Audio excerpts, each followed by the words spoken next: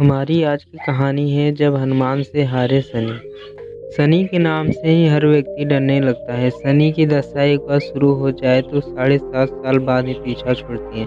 लेकिन हनुमान भक्तों को शनि से डरने की तनिक भी जरूरत नहीं है। शनि ने हनुमान को भी डराना चाहा लेकिन मुंह की खानी पड़ी। आइए जाने कैसे। महान पराक्रमी हनुमान अमर है। पवन पुत्र हनुमान रघुकुल के कुमारों के कहने से प्रतिदिन अपनी आत्मकथा का कोई भाग सुनाया करते थे। उन्होंने कहा कि मैं एक बार संध्या समय अपने आराध्य श्री राम का स्मरण करने लगा तो उसी समय ग्रहों में पाप ग्रह मंद गति सूर्य पुत्र शनिदेव पधारे। वह अत्यंत कृष्ण वर्ग के भीषणाकार थे। वह अपना सिर प्राय झुकाए रखते थे, जिस पर अपनी दृष्टि डालते वह अवश्य नष्ट हो जाता है। शनिदेव हनुमान के बाहुबल और पराक्रम को नहीं जानते थे। हनुमान ने उन्हें लंका में 10 ग्रीव के बंधन से मुक्त किया था। वह हनुमान जी से विनय पूर्वक किंतु कर्कश स्वर में बोले, हनुमान जी मैं आपको सावधान करने आया हूँ। त्रेता की बात दूसरी थी, अब कलयुग प्रारंभ हो गया। भगवान वासुदेव ने जिस क्षण अपनी अवतार लीला का समापन किया उसी क्षण से पृथ्वी पर कली का प्रभुत्व हो गया। यह कलयुग है। इस युग में आपका शरीर दुर्बल और मेरा बहुत बलिष्ठ हो गया। अब आप पर मेरी 7.5 दशा प्रभावी हो गई है। मैं आपके शरीर पर आ रहा हूँ।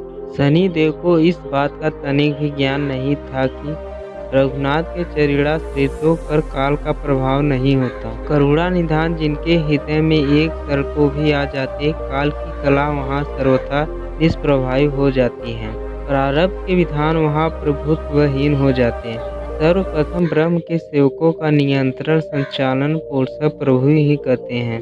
उनके सेवकों की ओर दृष्टि उठाने का साहस कोई सूर असुर करे तो स्वयं अनिष्ट भाजन होता है। शनिदेव के अग्रज यमराज भी प्रभु के भक्त की ओर देखने का साहस नहीं कर पाते। हनुमान जी ने शनिदेव को समझाने का प्रयत्न किया, आप कहीं अन्यत्र जाएं। ग्रहों का प्रभाव पृथ्वी के मरणशील प्राणियों पर ही पड़ता है। मुझे अपने आराध्य का स्मरण करने दें। मेरे शरीर में श्री रघुनाथ जी के अतिरिक्त दूसरे किसी को स्थान नहीं मिल सकता। लेकिन शनिदेव को इससे संतोष नहीं मिला।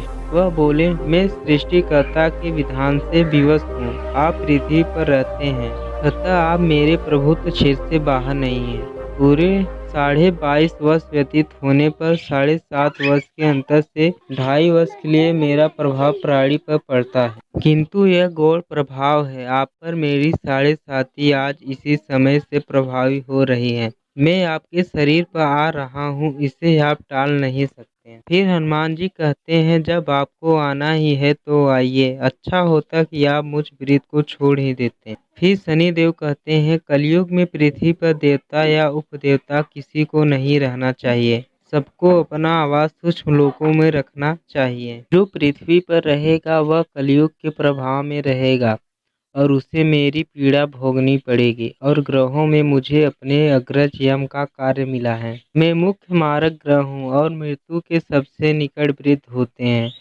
अतः मैं वृद्धों को कैसे छोड़ सकता हूँ।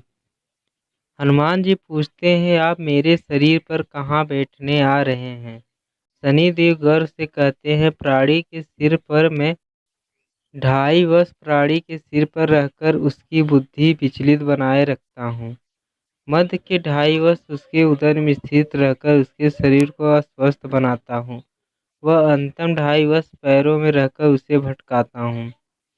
फिर शनिदेव हनुमान जी के मस्तक पर आ बैठे तो हनुमान जी के सिर पर खाज हुई।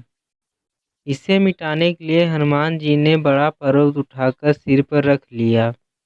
शनिदेव चिल्लाते हैं, यह क्या कर रहे हैं आप। फिर हनुमान जी कहते हैं, जैसे आप सृष्टिकर्ता के विधान से विवश हैं वैसे मैं भी अपने स्वभाव से विवश हूँ। मेरे मस्तक पर खाज मिटाने की यही उपचार पद्धति है। और आप अपना कार्य करें और मैं अपना कार्य। ऐसा कहते ही हनुमान जी ने दूसरा पर्वत उठाकर सिर पर रख लिया। इस पर शनिदेव कहते हैं, आप इन्हें उतारिए, मैं संधि करने को तैयार हूँ। उनके इतना कहते ही हनुमान जी ने तीसरा पर्वत उठाकर सिर पर रख लिया तो शनिदेव चिल्लाकर कहते हैं, मैं अब आपके समीप नहीं आऊँगा। फिर भी हनुमान जी नहीं माने और चौथा पर्वत उठाकर सिर पर रख लिया। शनिदेव फिर चिल्लाते हैं, पवन कुमार त्राहि माम त्राहि माम।